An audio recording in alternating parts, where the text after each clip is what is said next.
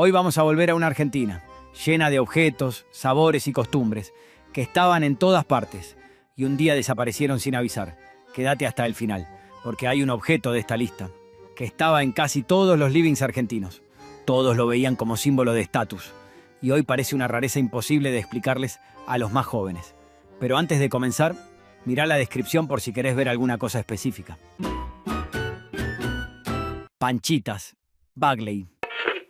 Existe una razón científica muy específica por la cual ese paquete amarillo era el más buscado los días de lluvia y no tenía nada que ver con el azar.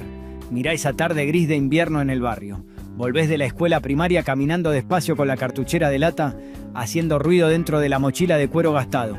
Tu vieja te espera con la pavita de aluminio silbando fuerte en la hornalla de la cocina y sobre el mantel de hule descansa ese paquete amarillo tan inconfundible. Las panchitas de Bagley no eran simplemente unas galletitas dulces y alargadas. Eran un pasaporte directo a la felicidad crocante de la niñez.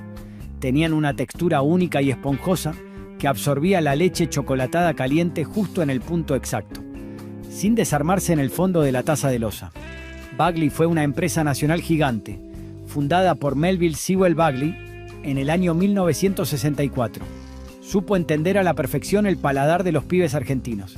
El secreto de su sabor dulce inolvidable estaba en un toque justo de esencia de vainilla natural y una cocción lenta que les otorgaba ese dorado parejo y perfecto. Esa densidad exacta era el gran secreto que impedía que se desarmaran en la leche, logrando que hoy te acordás del ruidito seco al romperlas al medio y sentís en el pecho que el tiempo no pasó. Bizcochitos de Canale. Había una lata naranja en la cocina de tu abuela y no hacía falta preguntar qué había dentro. Los bizcochitos de Canale fueron el primer producto argentino que se vendió en el país entero, allá por los años 20, y durante décadas fueron motivo de orgullo nacional. Pero en 1985 un incendio devoró gran parte de la fábrica y la marca nunca se pudo recuperar del todo. Pasó a manos del grupo Macri en 1994 y 5 años después la compró Nabisco, que decidió discontinuarla para siempre. Hoy esa lata naranja es una reliquia que se remata en internet y cada tanto aparece algún nostálgico preguntando si alguien guarda la receta original. Nadie contesta. El bizcochito de Canale, ese que se deshacía apenas tocaba el mate, ya no está. Postre Sandy. El kiosco del barrio tenía un imán de atracción irresistible y ese era el glorioso Postre Sandy. Venía siempre en un vasito de plástico transparente que te permitía contemplar la división exacta entre el chocolate denso o el dulce de leche oscuro y esa corona perfecta de crema blanca que parecía una obra de arte industrial. La célebre marca Kasdorf revolucionó por completo las tardes de los años 80 con este manjar refrigerado. El juego de todos los pibes consistía en hundir la cucharita plástica milimétricamente para rescatar un pedazo de cada capa en un solo viaje hacia la boca. Si extrañás con el alma ese sabor dulce de la infancia, podés intentar hoy mismo una receta casera muy simple para compartir con tus nietos en la mesa. Tenés que cocinar a fuego muy lento medio litro de leche entera con 3 cucharadas colmadas de almidón de maíz.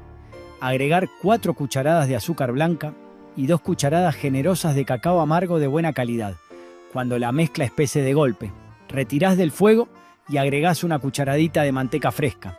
Lo dejás enfriar bien en la heladera y lo coronás con crema batida a punto nieve. ¿Te acordás de qué color era tu cucharita plástica preferida o desde qué rincón del país nos estás mirando hoy? Dejanos tu edad y tu tierno recuerdo abajo en los comentarios. Oblea champagne. Crema de limón de un lado, crema de frutilla del otro, todo entre 2 obleas finitas que se derretían en la boca. Las champagne fueron durante años las reinas indiscutidas del recreo, hasta que a fines de 2004, Kraft, que para entonces ya había comprado a Terrabuzzi, decidió discontinuarlas por lo que llamaron cuestiones comerciales. Así, de un plumazo, una frase de gerencia borró el sabor de la infancia de miles de argentinos. Hoy las óperas ocupan ese trono, y la verdad, hacen bien su trabajo, pero cualquiera que haya probado una champagne original sabe que hay sabores que no se reemplazan, apenas se sustituyen. Tentaciones, Bagley. Cuando tu viejo aparecía los fines de semana por la tarde, Con un paquete de tentaciones de Bagley, sabías de inmediato que se trataba de una ocasión muy especial en la casa. Venían dispuestas con elegancia en una bandeja plateada de plástico que crujía de una forma hermosa al sacarla del envoltorio de cartón grueso. Eran rectangulares, bañadas en un chocolate de repostería oscuro que se derretía rápido en los dedos y rellenas con una mousse suave que se disolvía mágicamente en la boca. Salieron a competir con muchísima fuerza en el mercado de los años 90 frente a la oleada masiva de productos importados. Demostraron con orgullo que la industria nacional argentina podía fabricar delicias de categoría premium sin envidiarle nada al resto del mundo.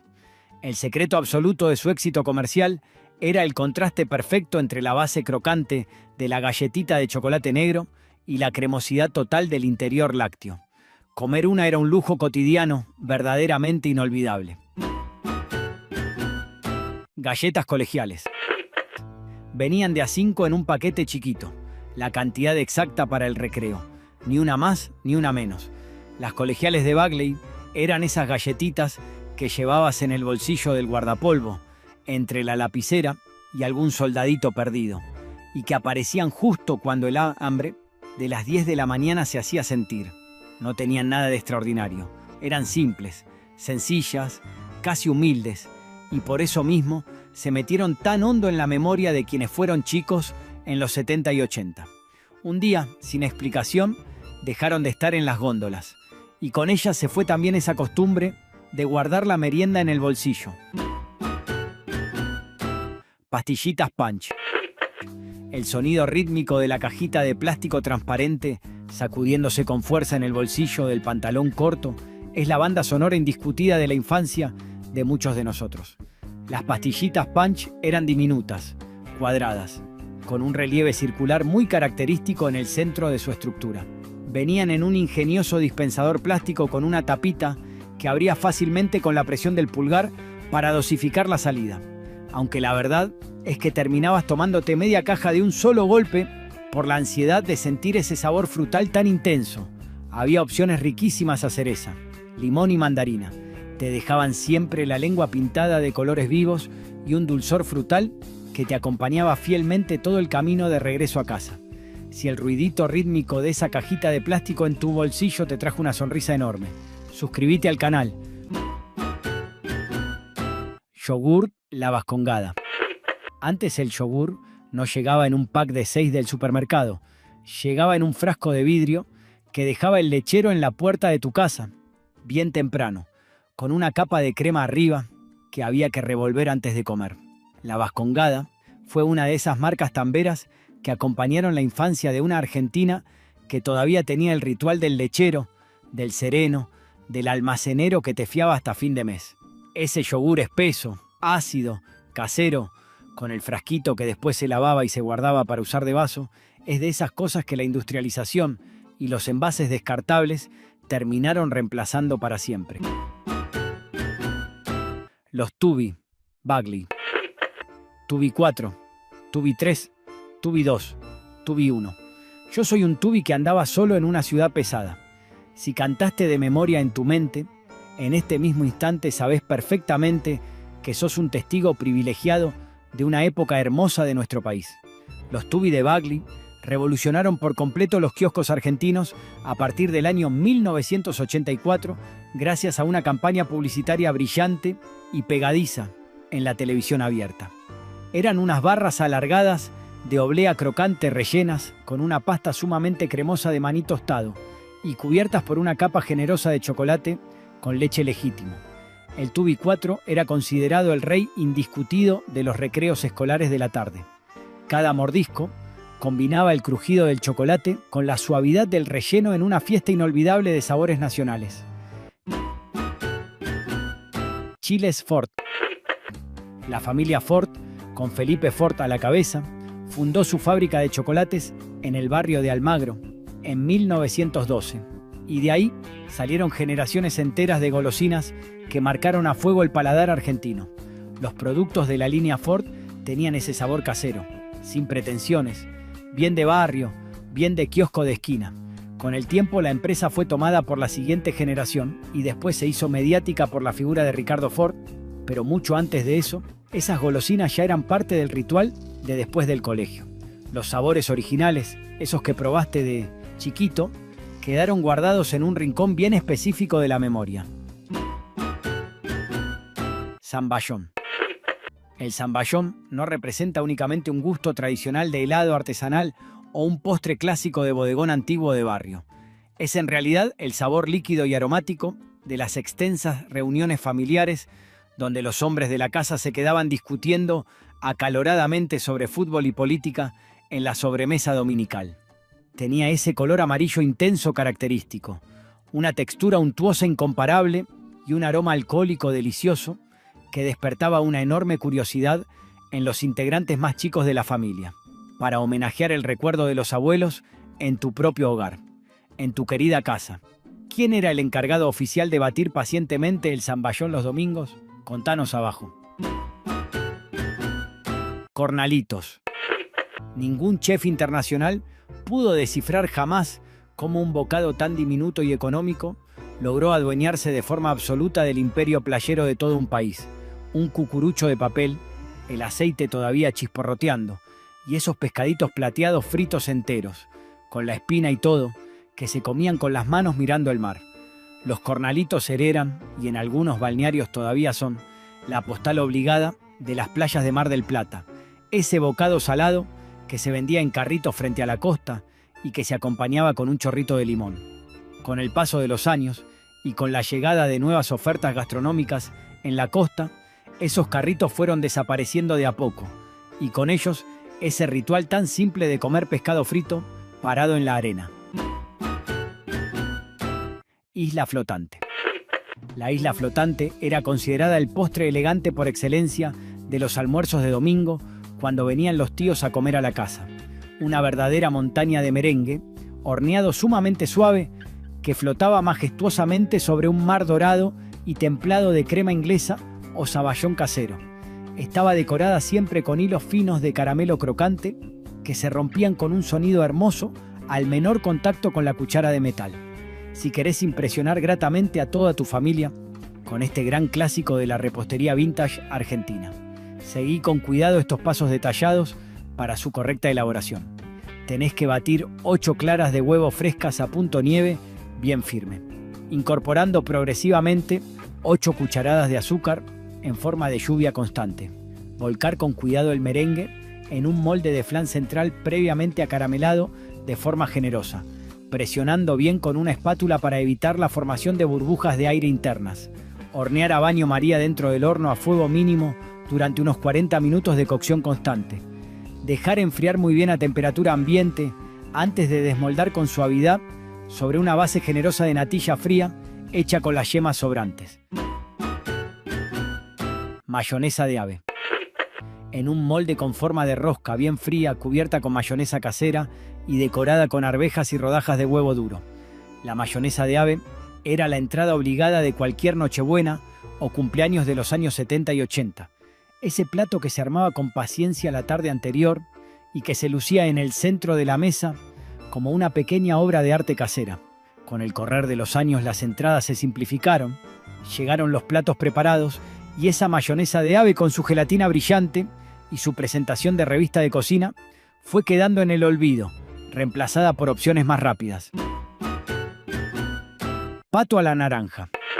Entrar a un restaurante distinguido del centro de Buenos Aires en los años 70 u 80 significaba encontrarse de inmediato con mozos profesionales de moñito negro clásico y manteles largos de hilo blanco impecable. El plato refinado y lujoso por excelencia del menú era el célebre pato a la naranja, un verdadero manjar agridulce que representaba el estatus social más alto de la gastronomía urbana porteña de la época. El plato combinaba con maestría la carne jugosa del ave con una salsa espesa, brillante y profundamente aromática a base de cítricos frescos del litoral. El secreto técnico de su compleja preparación en las cocinas de los restaurantes consistía en una reducción sumamente paciente de jugo de naranjas amargas seleccionadas, combinada con un chorrito generoso de licor Cointreau importado y un fondo oscuro concentrado de la cocción prolongada del propio pato. Aunque hoy en día los gustos del público cambiaron decididamente hacia opciones culinarias más rápidas, El aroma evocador de ese plato clásico despierta el recuerdo de noches de festejos importantes y salidas inolvidables en pareja. Si sentís una nostalgia inmensa al recordar esa Argentina tan elegante, distinguida y única, sumate a nuestra comunidad suscribiéndote al canal. Polleras pantalón. Esta prenda en particular causó una revolución tan profunda en las oficinas de Buenos Aires que muchos jefes de la época no sabían si prohibirla por completo o aplaudirla. La llamaban también culot y fueron la prenda bisagra de una época en la que la mujer empezaba a animarse al pantalón sin resignar del todo la silueta de la pollera. Con esa caída amplia que parecía falda, pero que en realidad eran dos piernas bien sueltas, las polleras pantalón se veían en la calle, en la oficina, en la salida de los sábados. Fueron una moda transicional, un puente entre dos formas de vestirse y de entender la libertad. Y como todo puente, una vez cruzado, quedó atrás. El debate terminó cuando la comodidad le ganó definitivamente al prejuicio, aunque hoy aparecen apenas como guiño retro en alguna vidriera, pero ya no como la prenda cotidiana que supieron ser. Medias de nylon brillosas. Las medias de nylon brillosas constituían un accesorio de uso obligatorio para cualquier mujer joven o adulta que quisiera vestirse de gala para una fiesta importante. Tenían una elasticidad particular otorgada por la combinación novedosa de hilos sintéticos avanzados que se importaban en la época. Su característica principal y más llamativa era que reflejaban con una intensidad asombrosa los flashes potentes de las cámaras de fotos familiares de rollito químico.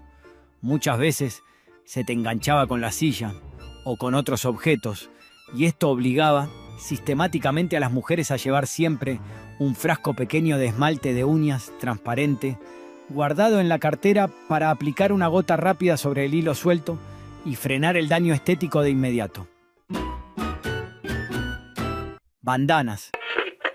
Atada en el cuello, en la muñeca o en la cabeza a lo pañuelo pirata, la bandana fue el accesorio infaltable de toda una generación que crecía escuchando rock nacional y que encontró en esa tela estampada una forma de identidad. No hacía falta gastar mucho. Alcanzaba con esa tela cuadrada, atada de la forma que más te gustara, para sentirte parte de algo.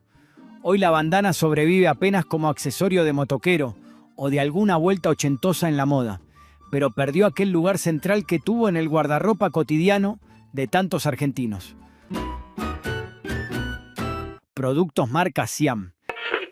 Esa mole verde claro o blanca inmaculada, con esa manija cromada inmensa de metal pesado que se cerraba siempre con un ruido seco, contundente y totalmente inolvidable para el oído. La legendaria heladera Siam representa el monumento nacional indiscutido a la durabilidad de nuestra industria pesada, fundada originalmente por el visionario Torcuato Di Tella. La célebre empresa Siam, sección Industriales Amasadoras Mecánicas, se convirtió rápidamente en el mayor orgullo productivo de todo el territorio nacional argentino. El emblemático modelo de heladera familiar, lanzado al mercado masivo en el año 1948, funcionaba con un sistema de motor hermético tan noble y resistente que muchas de ellas siguen enfriando botellas de vidrio en los quinchos familiares actuales sin haber recibido jamás, en su larga historia, una sola reparación técnica especializada. Representaba una filosofía de fabricación nacional impecable, donde los objetos de uso diario se diseñaban a conciencia para durar toda la vida entera de sus dueños. Tocar su superficie metálica fría es realizar un viaje temporal directo a la cocina con azulejos impecables de la amada casa de tu abuela. Botines sacachispa. No estaban confeccionados con un cuero reluciente de origen extranjero, ni ostentaban marcas famosas internacionales estampadas con vivos colores en los costados de su estructura. Los míticos botines sacachispa estaban hechos íntegramente de una tela de lona sumamente dura, rústica y resistente al desgaste. Venían en un color negro azabache profundo que inevitablemente se ponía de un tono grisáceo, opaco por la acumulación de polvo y tierra suelta del potrero del barrio. Tenían unos característicos tapones de goma, dura vulcanizada, directamente adheridos a la suela del calzado. Eran la opción económica. accesible y masiva, ideal para que todos los pibes de las familias trabajadoras pudieran jugar partidos de fútbol los sábados por la tarde sin temor a romper las valiosas zapatillas destinadas a asistir al colegio los días de semana. El olor penetrante a lona húmeda, guardada dentro del bolso después de disputar un partido bajo la lluvia, es un recuerdo sensorial imborrable para cualquiera. ¿En qué canchita o potrero del barrio gastaste tus primeros sacachispa legendarios? Déjanos tu comentario para saber si compartimos el mismo recuerdo. Cámaras de fotos 110. Eran unos rectángulos plásticos alargados y compactos que revolucionaron la forma de registrar las vacaciones de la clase media argentina. Su gran ventaja tecnológica radicaba en el uso de un cartucho de plástico cerrado que protegía el rollo de película e impedía que una ráfaga de luz quemara accidentalmente los negativos al cambiarlo. Dejaron grabados a fuego el sonido del avance manual de la película, el destello cegador del flash de cubito que giraba tras cada disparo, y la enorme ansiedad familiar de esperar una semana para retirar el sobre con las copias reveladas. Zapatillas Flecha. Nacidas oficialmente en el año 1962 en suelo nacional, las legendarias zapatillas Flecha se transformaron de inmediato en el calzado oficial indiscutido de toda la juventud argentina durante varias décadas consecutivas. Estaban confeccionadas con una lona sumamente liviana y fresca, acompañada por la clásica y icónica puntera de goma blanca reforzada y una suela delgada de caucho que te permitía sentir prácticamente cada pequeña piedra del pavimento de la vereda del barrio al caminar. El dato nostálgico y familiar de uso obligatorio es el recuerdo nítido de nuestras madres, blanqueándolas con esmero el domingo por la tarde, utilizando esa pasta blanca pastosa y perfumada, para que lucieran completamente impecables al ingresar a la exigente clase de educación física escolar del lunes por la mañana temprana. Aunque es una realidad innegable que hoy en día la marca sigue existiendo activa en el mercado comercial actual. Sus nuevos modelos cambiaron por completo su posicionamiento de diseño y de precio, dejando de representar aquella alternativa ultraeconómica, sencilla y popular que vistió los pies de millones de alumnos de todos los rincones del territorio nacional. Botines Fulbense. Constituían el máximo objeto de deseo para los partidos oficiales de los sábados o los desafíos por plata en el club de barrio. A diferencia de otras opciones, estaban fabricados íntegramente con un cuero vacuno legítimo, grueso, pesado y con un aroma animal penetrante. Mantenerlos flexibles requería un verdadero arte artesanal, pasándoles pacientemente grasa de pella derretida o pomada negra espesa con cepillo de cerdas duras. Su legendaria suela de cuero rígido, cosida a mano con tapones intercambiables de baquelita, representaba la máxima ingeniería del calzado deportivo nacional de la época. Revista Gente. Cada jueves por la tarde, el kiosco de diarios se llenaba de vecinos que esperaban el nuevo número de esta publicación fundada en 1965 por la editorial Atlántida. Se transformó rápidamente en la bitácora social y cultural definitiva de todo el país. Sus páginas satinadas registraban desde los romances escandalosos del verano en Mar del Plata hasta los acontecimientos políticos más profundos de nuestra historia. Sus coberturas fotográficas exclusivas, obtenidas por reporteros audaces, y sus títulos gigantes de impacto emocional definían por completo la agenda temática de conversación de la semana. Juguetes de Playmobil. La alfombra de lana del living de la casa familiar se transformaba por completo durante horas enteras en un gigantesco campo de batalla del lejano oeste americano o en una moderna estación de bomberos urbanos gracias a los maravillosos muñecos de Playmobil. Esas figuras plásticas articuladas de apenas 7 centímetros de altura, con manos fijas en forma de herradura, capaces de sostener accesorios de plástico y una eterna sonrisa inalterable pintada con tinta negra en el rostro. El dato histórico de enorme valor que muy pocos adultos recuerdan hoy en día es que en la República Argentina estos juguetes no se importaban de forma directa desde las fábricas de Alemania Occidental, sino que se producían localmente bajo una licencia comercial oficial otorgada a la empresa nacional Antex. La fábrica local utilizaba las matrices plásticas originales importadas, pero a menudo se veía obligada a modificar drásticamente las combinaciones de colores de los plásticos debido a las restricciones de insumos químicos de la época. Esto terminó convirtiendo involuntariamente a las piezas fabricadas en Argentina en verdaderos y codiciados objetos de culto para los coleccionistas internacionales en la actualidad. Revista Humor. En épocas complejas donde la palabra libre estaba amordazada por la censura oficial, la inolvidable Revista Humor Registrado se convirtió en un auténtico faro de resistencia cultural. Dirigida magistralmente por Andrés Cassioli, supo utilizar la ironía punzante, la sátira política inteligente y la caricatura para expresar abiertamente lo que ningún otro medio tradicional se atrevía a publicar. Llegó a vender cientos de miles de ejemplares por edición a comienzos de los años 80, demostrando de forma contundente que el humor con identidad rioplatense constituyó una herramienta de supervivencia social fundamental para el pueblo argentino. Revista muy interesante. Esta publicación mensual fue el material de consulta escolar de uso obligatorio para realizar las extensas tareas del colegio secundario mucho antes de la llegada de las enciclopedias digitales o los buscadores de Internet. Con sus portadas coloridas que prometían revelar los misterios del universo o la vida de los dinosaurios, la revista lograba traducir conceptos científicos sumamente complejos a un lenguaje amigable, acompañado de infografías ilustradas de gran valor visual. Coleccionarlas ordenadas por año de edición en la biblioteca familiar era un orgullo legítimo para cualquier hogar con espíritu intelectual. Autitos de Duravit. Un juguete nacional noble y robusto, hecho con la clara intención de resistir con éxito el paso implacable del tiempo y las travesuras más extremas e imaginativas de la infancia barrial. Los entrañables autitos Duravit eran elementos que desconocían por completo el significado de la palabra romperse o astillarse en el suelo de la casa. Estaban fabricados íntegramente con una goma vulcanizada maciza, dotada de un color oscuro característico y de un aroma penetrante a caucho industrial que se quedaba impregnado de forma permanente en las manos de los niños durante varias horas de juego continuo.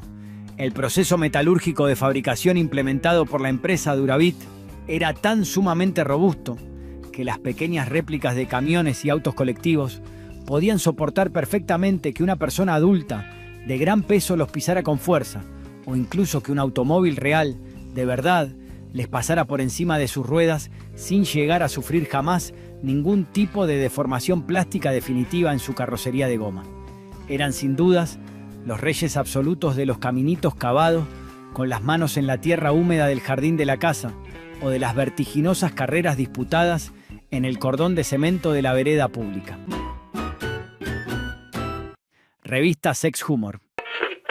Nacida formalmente al calor de la primavera democrática, a mediados de la década de los 80, esta transgresora revista llegó para romper viejos prejuicios sociales utilizando una dosis inmensa de desparpajo artístico y talento gráfico nacional.